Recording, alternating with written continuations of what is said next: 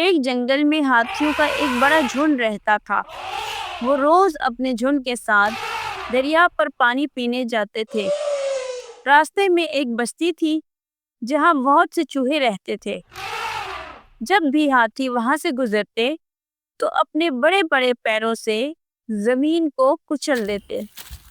اس دوران کئی چوہے دب کر مر جاتے تھے۔ چوہے بہت پریشان ہو گئے تھے۔ چوہوں کے سردار نے ہاتھیوں کے سردار سے جا کر کہا، اے ہاتھی بھائی، آپ جب ہمارے گھروں کے پاس سے گزرتے ہیں تو ہمارے کئی ساتھی دب جاتے ہیں۔ ہم تو بہت چھوٹے ہیں، لیکن آپ سے درخواست ہے کہ ذرا دوسرا راستہ اختیار کر لیں۔ ہاتھی سردار نے غرور سے جواب دیا، چھوٹے چوہے، تم ہماری کیا مدد کر سکتے ہو؟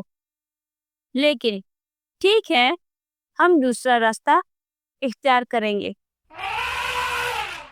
کچھ دن بعد ہاتھیوں کو شکاریوں نے جال میں پھنسا لیا۔ بڑے بڑے ہاتھی جال میں پھنس کر بے بس ہو گئے۔ وہ زور لگاتے رہے لیکن بچ نہ سکے۔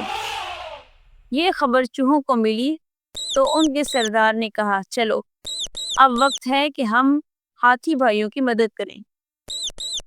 سینکڑوں چوہے اپنے تیز دانتوں سے جال کو کترنے لگے۔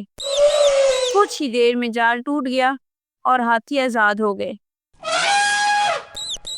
ہاتھی سردار نے شرمندگی سے کہا، آج ہم نے سیکھا ہے کہ چھوٹا ہو یا بڑا، ہر کسی کی مدد کی ضرورت پڑ سکتی ہے۔